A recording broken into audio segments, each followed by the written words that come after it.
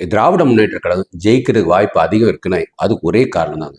அவங்க வேட்பாளரை 1 வருஷம் 2 வருஷத்துக்கு முன்னாடியே அவங்களுக்கு தெரியும். அப்போலேருந்து அவங்க களத்தில் வேலை பார்த்துட்டே இருப்பாங்க. களத்தில் வேலை பார்க்குறதுனா என்ன? ஓட்டு கேட்டுட்டு இருக்க மாட்டாங்க. பட் அவங்க கட்டமைப்பு, ஒரு மாவட்ட தலைவருக்குள்ளே இவங்கெல்லாம் இருப்பாங்க. அவங்க கீழே இவங்கெல்லாம் இருப்பாங்க. கிளைத்தலைவர் வரைக்கும் அவங்க வந்து ஒரு குடும்பமாக வேலை செஞ்சுட்டு இருக்காங்க. எப்படி ஒரு மருத்துவமனைனா மருத்துவமனையில் டாக்டர் இருப்பாங்க. டாக்டர் கீழே வந்து செவிலியர் இருப்பாங்க. செவிலியர் கீழே லேபு மற்றவங்களாம் இருப்பாங்க. அந்த மாதிரி எல்லாமே அட்மின் ஸ்டாஃபு, பேராமெடிக்கல் ஸ்டாஃபு எல்லாம் இருக்கிறாங்களே, அது ஒரு கட்டமைப்பாக அவங்களுக்கு மாதம் ஏதோ சம்பளம் வர மாதிரி இந்த ஒரு கட்டமைப்பாக அவங்க வச்சிருக்கிறாங்க. அதனால என்ன ஆகுதுன்னா, மாதம் அவங்களுக்குள்ள வேலைகள் உள்ள வீட்டில் காது குத்துறாங்களா, அதுக்கு ஒரு 1000 2000 ரூபா. யாராவது இறந்து போயிட்டாங்களா, அதுக்கு ஒரு 1000 2000 ரூபா. இந்த மாதிரி வந்து தமிழ்நாடு ஃபுல்லாகவே அவங்க வச்சிருக்கிறாங்க. ஸோ அவங்களுக்கு வேட்பாளர் இப்போ நல்லாவே தெரியும். வேற எந்த கட்சிக்கு வேட்பாளர் தெரியும்? சீமான். அவரும் வந்து ஒரு மாதத்துக்கு முன்னாடியே அறிவிச்சிட்டார் 234 இதுக்கும். பட் விஜய் ஏன் அறிவிக்காமல் இருக்கிறார்? அவர் சுதந்திரமா இருக்கிறார்.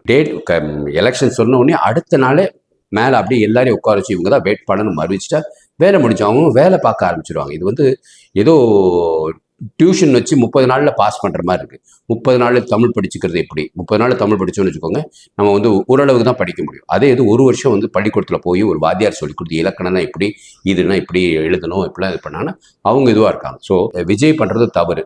பாரதிய ஜனதா கட்சி எப்பயுமே அது வேட்பாளரை அறிவிக்க மாட்டாங்க. ஏதோ இவங்க வந்து ஒரு ஃபார்முலா வச்சுருப்பாங்க. ஸோ பாரதிய ஜனதா கட்சியில் வந்து ஜெயிக்காத காரணம் அவங்க முன்னாடி இருந்த வேட்பாளரை அறிவிக்காது தான். முன்னாடியே வேட்பாளர் அறிவிச்சிட்டாங்கன்னா அவங்களும் களப்பணி ஆட்டுவாங்க, அவங்ககிட்ட இதுவாக இருக்கும். ஸோ கடைசியாக ஒரு 20 நாளைக்கு முன்னாடி வேட்பாளர்னா அப்போ எப்படி ஜெயிக்க முடியும்? கட்டாயம் ஜெயிக்க முடியாது.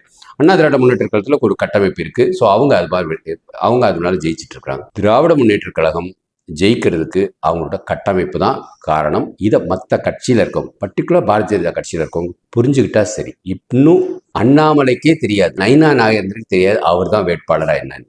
இதை முடிவு பண்ணாமல் அவங்க எப்படி களத்தில் வேலை செய்வாங்க? சும்மா போய் வேலை செய்வாங்க. ஸோ ஜெயிக்கணும்னு நினச்சா விஜய், சீமான் மாதிரி முன்கூட்டியே தலைவர்களை தேர்ந்தெடுத்து அவங்க தான் வேட்பாளர். அவங்க நல்ல வேலை பார்க்குறேன்னா ஒரு வேற மாற்றிக்கோங்க, ஒரு பைஸ்டாண்டாக வச்சுக்கோங்க இல்லையா? ஸோ ரொம்ப முக்கியமான இது வேட்பாளர் முன்கூட்டி அறிவிக்கிறது ரொம்ப அவசியம். அதுவும் காளியம்மா மாதிரி இருக்கிறாங்க, திருநெல்வேலியில் நல்ல ஒரு சகோதரி இருக்காங்க. இவங்கெல்லாம் இன்னையான வேட்பாளர் அறிவிச்சிட்டாங்கன்னா வீடு வீடாக போக ஆரம்பிச்சிருவாங்க. அதுக்கு வந்து இன்னும் தாமதம் பண்ணிட்டு இருக்கிறது வந்து மிக மிக தவறு.